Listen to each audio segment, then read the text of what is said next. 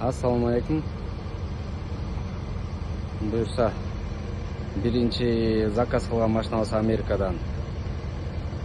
Subaru Legacy Sport, комбинированный кожа, Tesla монитор, люгу бар, 2020 заказ кылганбыз 18 майда.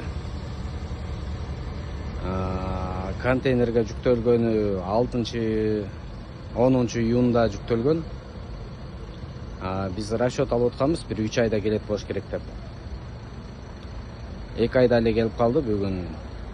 Портко түшүп, кайра порттон жүктөлүп, бияка келишме Руставиге биздин жаныбызга келишмен ошондо 2 айда. Ровно 2 ай 10 күндө эле келип калды. Негизи расчетубуз 3 ай деп атканбыз, 3 айда келет болуш керек деп. Буюрса жакшы келип калды. Батыраак. Бул машина бизге Грузияга. Машинанын баасы аукционный сбор, транспортировка.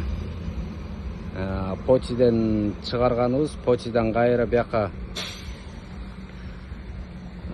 эвакуатор менен келгени менен бул машина бизге 5,5 мыңга турду. Жакшы буюрса.